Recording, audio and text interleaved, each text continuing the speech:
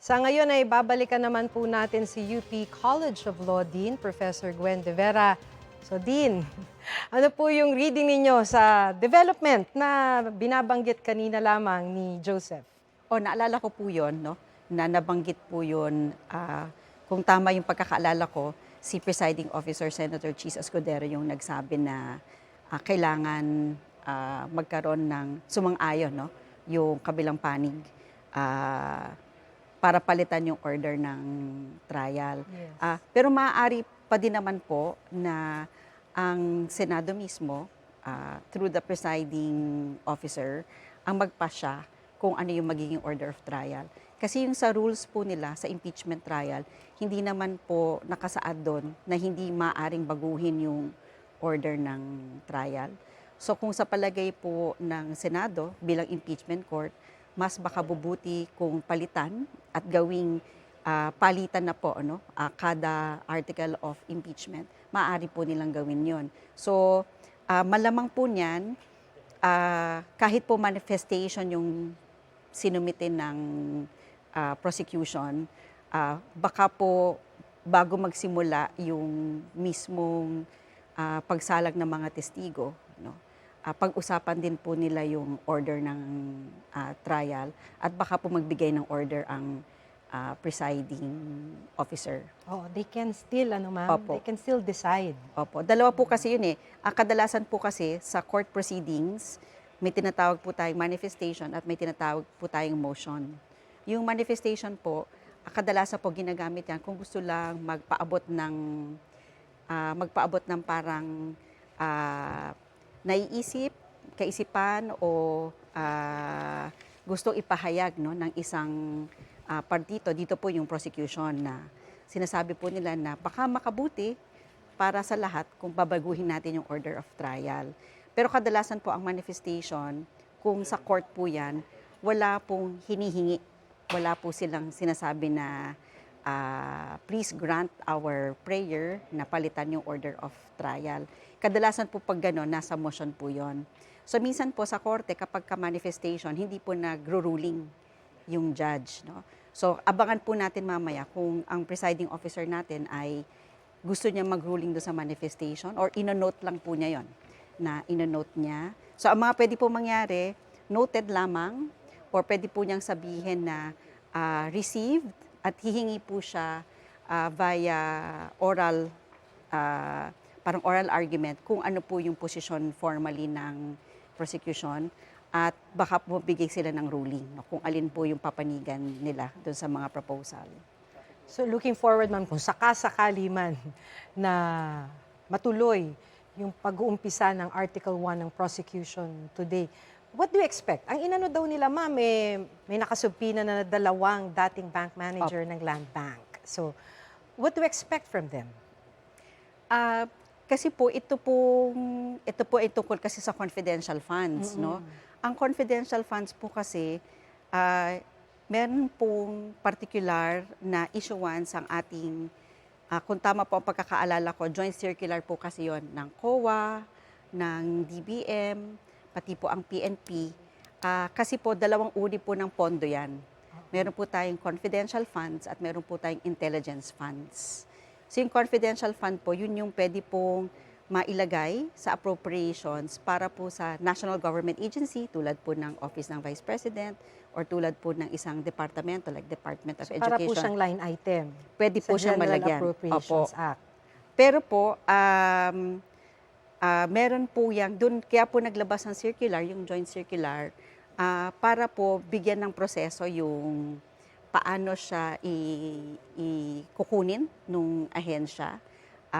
Kung paano po i-download hanggang matanggap po. Hanggang matanggap at para po maipakita. Kasi may nakaspecify po yan doon sa circular na yon kung ano lang po ang pwedeng paggamitin ng confidential fund at ano lang po ang pwedeng paggamitin ng intelligence funds. Magkaibang pondo po yan, no? Magkaibang pondo po yon. So yung intelligence funds po, para lang po yan talaga sa law enforcement.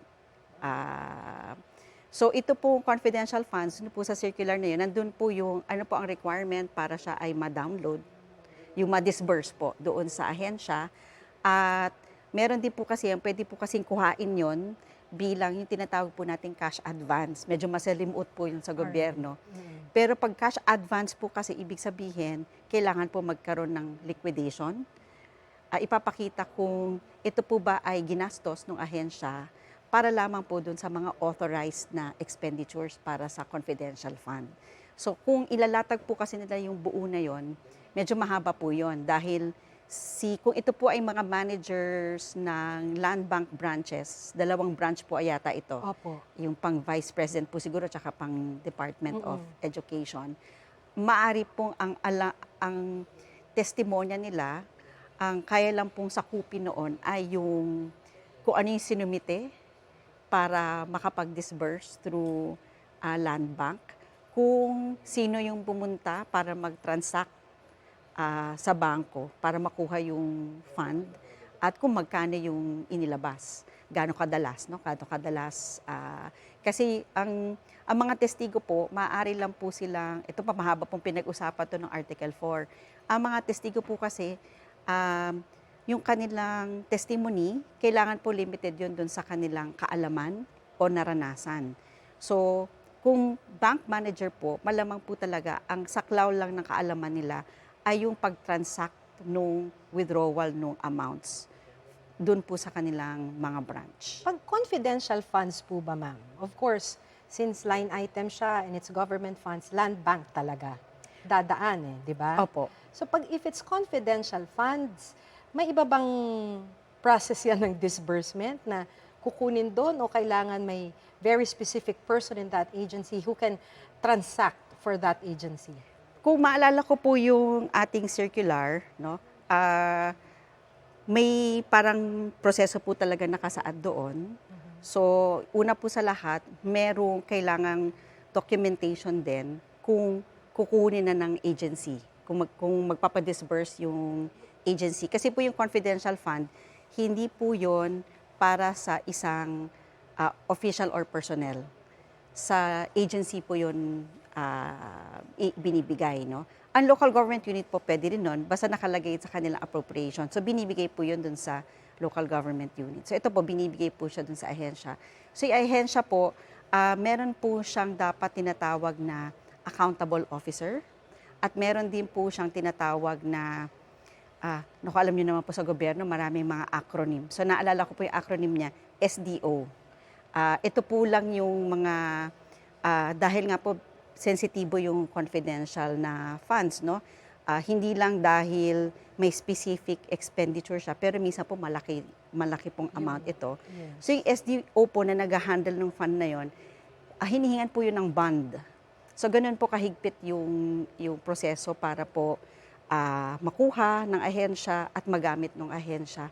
Tapos itong dalawang din po ito ang dapat magbigay ng documentation kapag po hiningi na ano pong amount yung nakuha, saan siya ginastos. Meron din pong yung circular po na yon, meron din dahil nga po confidential funds, kung paano po isusumiti yung parang liquidation. Kung paano niya ginastos. Nakasil din po yon kasi baka po sensitibong Sa impormasyon. land bank din po ba yan? Or sa Hindi po, COA sa iba na po yun. Sa iba na. Opo. Oo. So, ibig sabihin po, itong balak nilang isa lang na testigo can say sino sa Lang po, OVP or sa DepEd yung kumuha ng yung pera. kumuha lamang po. Pero kung halimbawa po siya po ba yung authorized, depende po siguro kung ano yung pinakita nilang papel sa land bank. Pero yung pagkatapos po nun, kung saan ginamit, Labas na po. sila doon. Opo. Kaya po may susunod. Kaya siguro mahaba yung hiningi nilang panahon. Kasi susunod-sunod din po. So, disburse, Yeah, so sino parang yung sa ngayon tumanggap. po ay ang maririnig natin kung paano dinownload Opo. yung pera. Opo. Kung sa kwento rin lang, kung ikwekwento mo na rin lang yung confidential funds, Opo. magsisimula siya sa pagbaba ng pera, Opo. paglabas ng pera. Opo.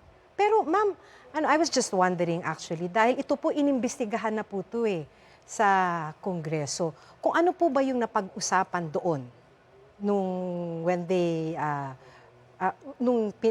inimbestigahan nila itong confidential funds. Some of it pwede bang magamit dito sa impeachment trial?